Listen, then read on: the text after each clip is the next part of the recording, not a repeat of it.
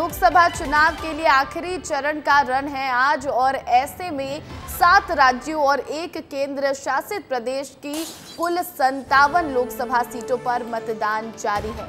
हिमाचल प्रदेश में 4, पंजाब में 13, उत्तर प्रदेश में 13, बिहार में 8, ओडिशा में 6, झारखंड में 3, पश्चिम बंगाल में 9 और चंडीगढ़ की 1 सीट पर वोटिंग हो रही है और वोट डालने लोग पहुंच रहे हैं मतदान केंद्रों पर। और इससे पहले दिग्गजों की तस्वीरें भी निकलकर सामने आई थी जहां पर वो वोट डालने पहुंचे थे और इस चरण में कई ऐसे दिग्गज भी चुनावी मैदान में जिनके भाग्य का फैसला होना है। तो अब लोकसभा चुनाव के आखिरी चरण के लिए मतदान जारी है। 8 राज्यों की 57 सीटों पर ये चुनाव हो रहा है। अब तक जो है 486 सीटों पर मतदान संपन्न हो चुके हैं और ये 57 जो बची सीटें हैं जिस पर आज वोट और 4 जून को जो है वो नतीजे आएंगे इस लोकसभा चुनाव के। तो चलिए अब आपको चुनाव की 6 तस्वीरें दिखाते हैं।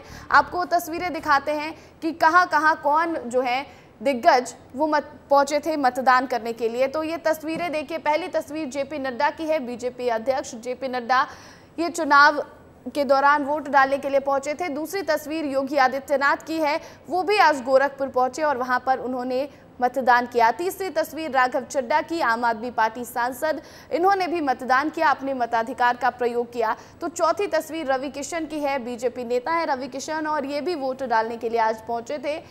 वहीं 5वीं तस्वीर जो है अनुप्रिया पटेल की, केंद्रीय मंत्री अनुप्रिया पटेल भी आज वोट डालने पहुंची थी, अपने मताधिकार का इस्तेमाल उन्होंने किया। और 6ठी तस्वीर हरभजन सिंह की है, राज्यसभा सांसद आम आदमी पार्टी के और ये भी मतदान करने के लिए पहुंचे थे। तो ये वो दिग्गज जो आज मतदान करने पहुंचे थे और इनके अलावा कई ऐसे दिग्गज जिनके भाग्य का फैसला आज ईवीएम में कैद हो जाएगा। आखिरी चरण और इसके बाद जो है 4 जून को नतीजे आएंगे और तब तक के लिए जो है तब ये साफ हो जाएगा कि इस बार इंडिया गठबंधन या फिर एनडीए किसकी जो है वो जीत होती है।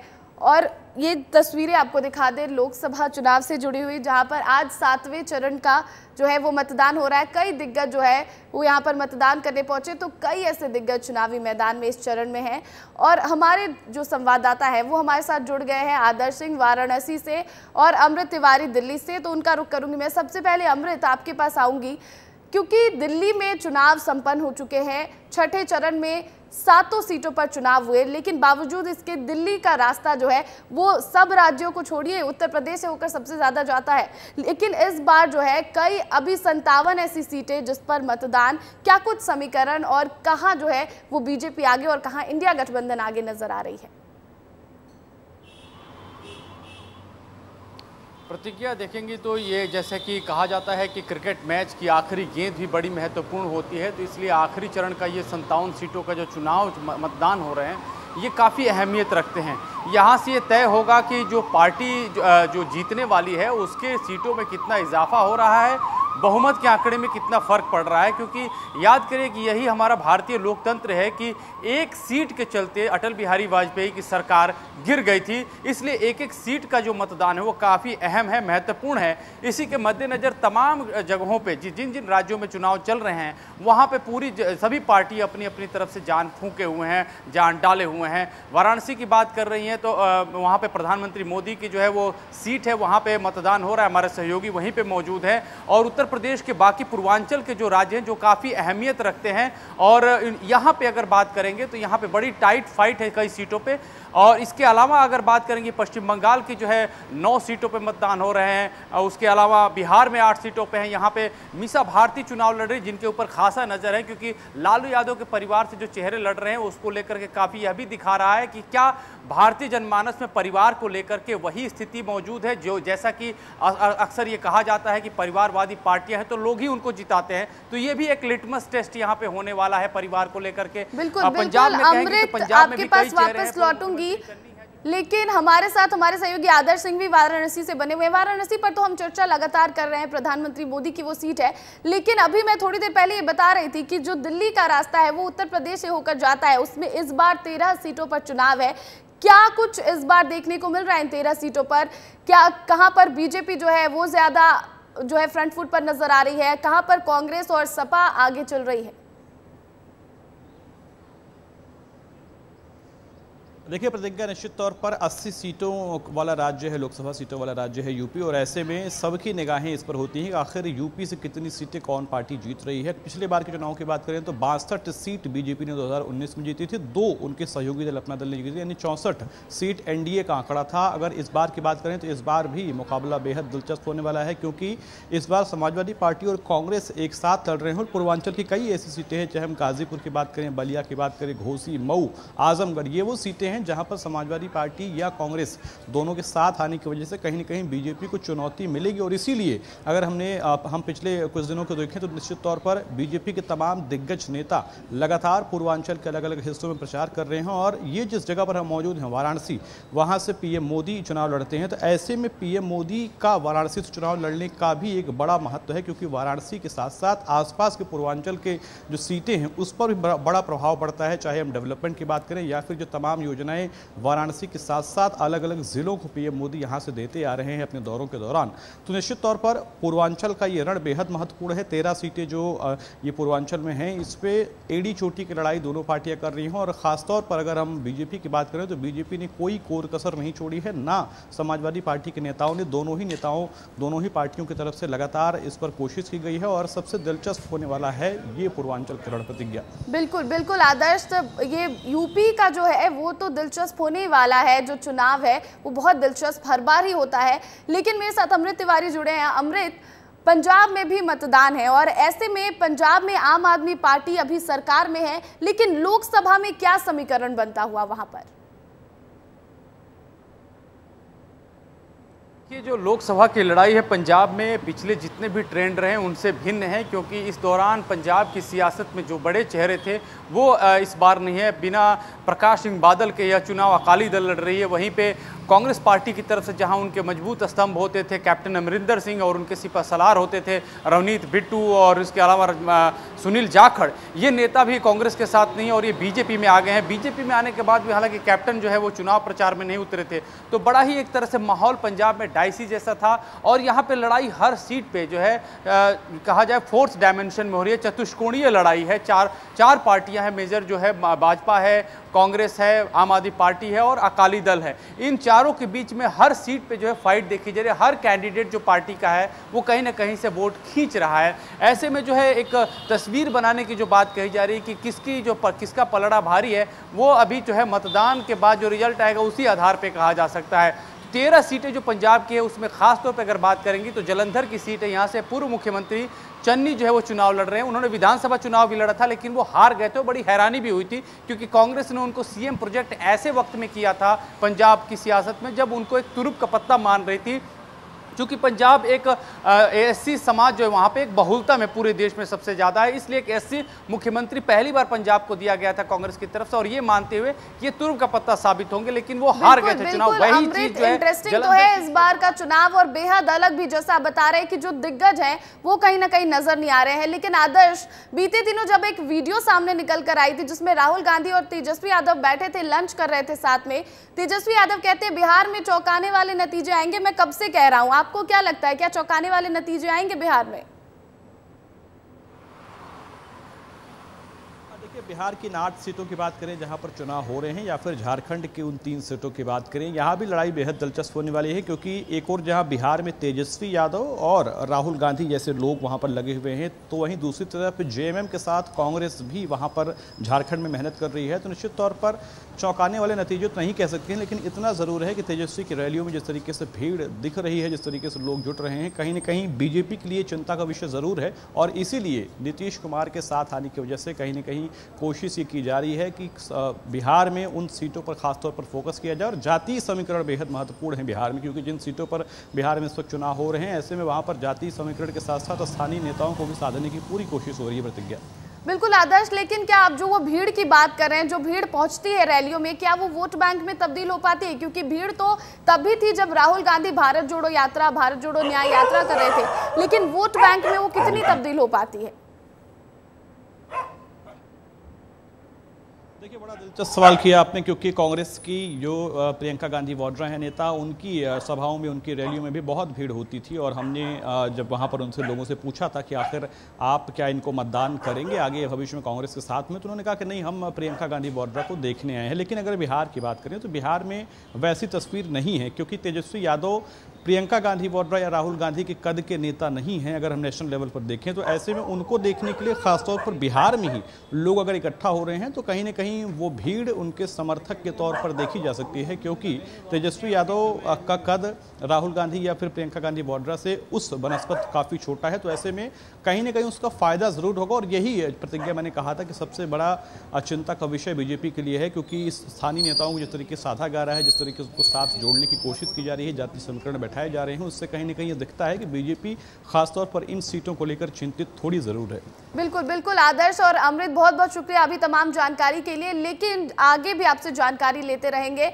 अब देखिए, आपको बताते हैं कि आज योगी आदित्यनाथ और बीजेपी राष्ट्रीय अध्यक्ष जेपी नड्डा भी वोट डालने पहुंचे थे। उस दौरान उन्होंने क्या कुछ कहा है, पहले आपको वो सुना देते हैं। अंतिम चरण में 8 राज्यों के 57 सीटों पर मतदान हो रहा है। उत्तर प्रदेश की भी इन 13 सीटों पर, जो हमारी पूर्वी उत्तर प्रदेश में महाराजगंज, गोरखपुर, कुशीनगर, देवरिया, सलेमपुर, बलिया, घोसी, गाजीपुर, वाराणसी, चंदौली, मिर्जापुर, रावड़सगंज,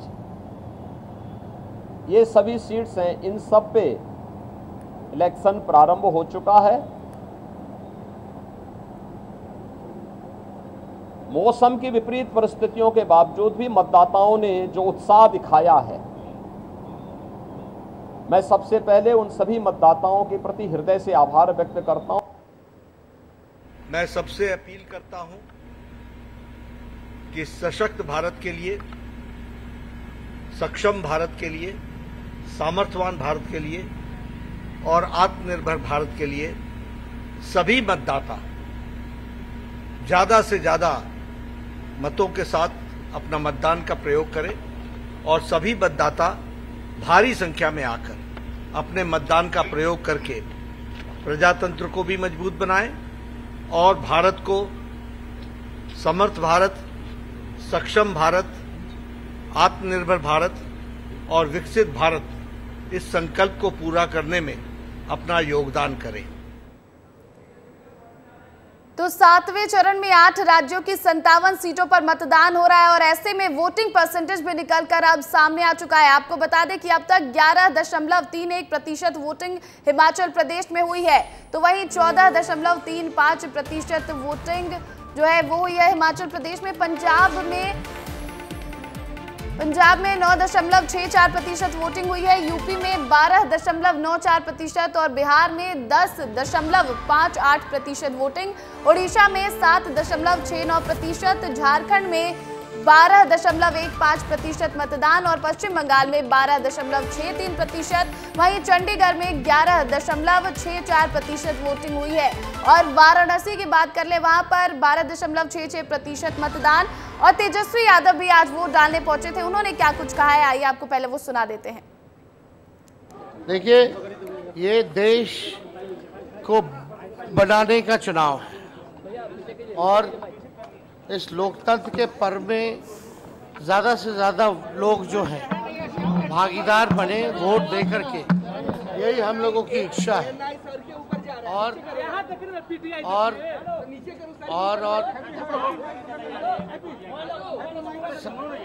देश का संविधान, लोकतंत्र जो बाबा अम्बेडकर ने जो लिखा है, आज हम सब लोगों को मिलकर उसकी हिफाजत की घड़ी आई है और इसको हम लोगों को हिफाजत करना है, बचाना है और देश को आगे बढ़ाना है।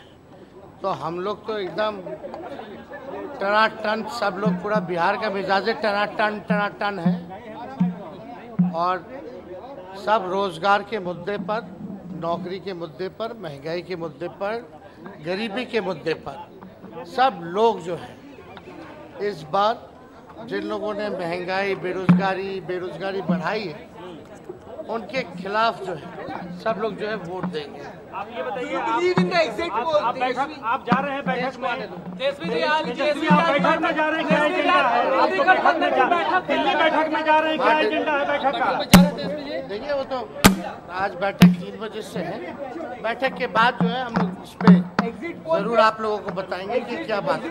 Exit poll, do you believe on exit poll? Do you believe on exit poll? Because many leaders are not cooperating for the exit poll.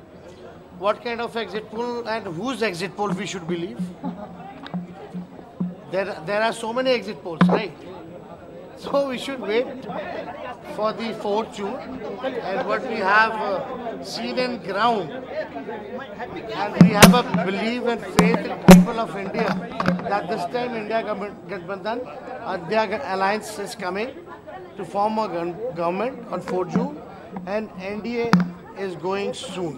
Tejashwi ji कहा जा रहा है कि इंडिया गठबंधन को एकजुट रखने के लिए बैठक है कि एकजुट रहे इंडिया। तो तेजस्वी यादव भी वोट डालने पहुंचे थे इस दौरान और उन्होंने कहा कि इंडिया गठबंधन की क्योंकि बैठक भी होनी है, उन्होंने कहा बैठक के बाद चर्चा करेंगे। और साथ ही साथ उनसे जब ये पूछा गया कि आगे क्या आप एग्जिट पोल में जाएंगे तो उन्होंने कहा 4 जून का इंतजार करेंगे। और आपको इस वक्त ये बड़ी खबर बता दें, 7वें चरण में 8 राज्यों की 57 सीटों पर वोटिंग हो रही है और वैसे में अब तक जो 57 सीटें हैं वहां 11.31% वोटिंग हुई है। वहीं हिमाचल प्रदेश में 14.35% वोटिंग हुई, पंजाब में 9.64% वोटिंग, यूपी में 12.94%, बिहार में 10.58% वोटिंग हुई है। तो देखिए वोटिंग की जो बात है वो लगातार हम कर रहे हैं और ऐसे में प्रधानमंत्री मोदी की भी तस्वीरें आपको दिखा देते हैं। प्रधानमंत्री नरेंद्र मोदी कन्याकुमारी में हैं और यहाँ पर वो विवेकानंद रॉक मेमोरियल में ध्यान लगाकर बैठे हुए थे और वहाँ की ये तस्वीरें आप देखिए, प्रधानमंत्री नरेंद्र मोदी की ये तस्वीरें विवेकानंद रॉक मेमोरियल से। और प्रधानमंत्री नरेंद्र मोदी ध्यान मग्न थे, 45 घंटे का ध्यान उन्होंने लगाया और शाम तक आज वो वहीं पर रहने वाले हैं, ध्यान मग्न हैं। और किस तरह प्रधानमंत्री मोदी वहां पर भगवान को याद करते हुए और पूजा पाठ करते हुए नजर आ रहे हैं। इन तस्वीरों को देखिए आप और इन तस्वीरों को देखकर आप समझ सकते हैं कि प्रधानमंत्री मोदी ध्यान मग्न है बिल्कुल। और 2019 में भी प्रधानमंत्री नरेंद्र मोदी केदारनाथ पहुंचे थे, वहां उन्होंने ध्यान लगाया था और इस बार प्रधानमंत्री नरेंद्र मोदी कन्याकुमारी पहुंचे हैं और वहां पर उन्होंने ध्यान लगाया हुआ है विवेकानंद रॉक मेमोरियल में। तो आपको थोड़ी देर पहले एक तस्वीर हम दिखा रहे थे अमित शाह की, जो सोमनाथ पहुंचे थे और उस दौरान भी जिक्र किया था मैंने कि प्रधानमंत्री नरेंद्र मोदी भी वहां पर बैठे हैं विवेकानंद रॉक मेमोरियल में ध्यान लगाकर। तो जो विपक्ष है वो लगातार हालांकि इस बात पर हमलावर है, लेकिन प्रधानमंत्री मोदी जो है वो ध्यान मग्न और पूजा पाठ करते हुए नजर आ रहे हैं। और कई ऐसे जो पक्ष के नेता हैं, मंत्री हैं, उनका ये कहना है कि सभी लोग स्वतंत्र हैं, आप भी ध्यान लगा सकते हैं। हालांकि एक पूर्व जो मंत्री हैं कांग्रेस के, उन्होंने भी सामने आकर ये बात रखी थी कि कांग्रेस जो है वो भी ध्यान लगा सकती है, विकृत मानसिकता दर्शाता है। और प्रधानमंत्री मोदी जो है वो विवेकानंद रॉक मेमोरियल में मौजूद और वहां पर ध्यान मग्न, आज शाम तक वहीं रहने वाले हैं प्रधानमंत्री नरेंद्र मोदी। तो चलिए अब आखिर में आपको दिखाते हैं देश भर में मौसम किस तरह कहर बरपा रहा है। 7 राज्यों में हीट वेव का असर देखा गया है। लू और गर्मी के कारण अब तक 79 लोगों की जान गई है, लेकिन अच्छी खबर यह भी है कि अब जल्दी ही हीट वेव से निजात मिलने वाला है। कब कहां मौसम का रुख बदलेगा, देखिए इस रिपोर्ट में। उत्तर भारत में सूरज का सितम, झुलसा रही है धूप,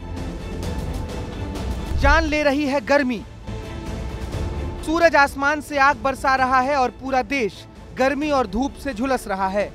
लू के थपेड़े ऐसे कि लोग घर से बाहर भी नहीं निकल रहे हैं। दोपहर में सड़कें सुनसान नजर आती हैं और इक्का दुक्का वाहन ही चलते नजर आते हैं। लगातार चढ़ते पारे से लोग बेहाल हैं। पूर्वी और उत्तरी भारत में भीषण गर्मी से लोग बीमार हो रहे हैं और अस्पतालों में मरीजों की संख्या बढ़ रही है। तो वहीं अब तक 125 लोगों की मौत इस भीषण गर्मी की वजह से हो चुकी है। चलिए आपको बताते हैं किस राज्य में इस भीषण गर्मी ने कितनी जानें ली हैं। राजस्थान में बीते 7 दिनों में 57 मौतें हो चुकी हैं। उत्तर प्रदेश में भीषण गर्मी की वजह से 51 लोगों की मौत हुई है। तो वहीं बिहार में इस भीषण गर्मी की चपेट में आने से 13 लोगों की जान चली गई है। मध्य प्रदेश में भी 5 लोगों की मौत हुई है। चलिए अब आपको बताते हैं कि सूरज कैसे आग उगल रहा है और किन शहरों में तापमान कितना है। भोपाल में गर्मी का पारा 42 डिग्री सेल्सियस है। खजुराहो में तापमान 44 डिग्री सेल्सियस है। ग्वालियर में गर्मी का तापमान 46 डिग्री सेल्सियस है।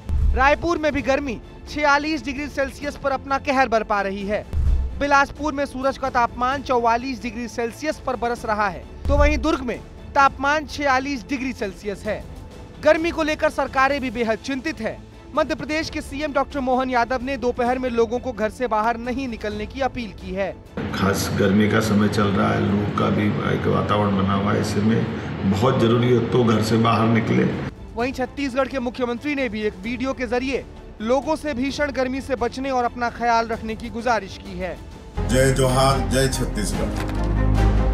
विगत कुछ दिनों से प्रदेश में तापमान में भारी वृद्धि हुई है। झुलसाने वाली गर्म हवाओं के थपेड़े चल रहे हैं, जिसके चलते गर्मी और लू से बचाव के लिए आवश्यक सावधानी बरतें। आप सभी से मेरा आग्रह है कि सुरक्षित रहें, सतर्क रहें, अपना और अपने बच्चों का ख्याल रखें। आवश्यक कार्य होने पर ही घरों से सावधानी से निकलें। हालांकि इस भीषण गर्मी में लोगों के लिए एक अच्छी खबर है कि केरल में प्री मॉनसून की दस्तक हो चुकी है, लेकिन मध्य प्रदेश और छत्तीसगढ़ में गर्मी से लोगों को कब राहत मिलेगी, इसका इंतजार सबको है। ब्यूरो रिपोर्ट, विस्तार न्यूज।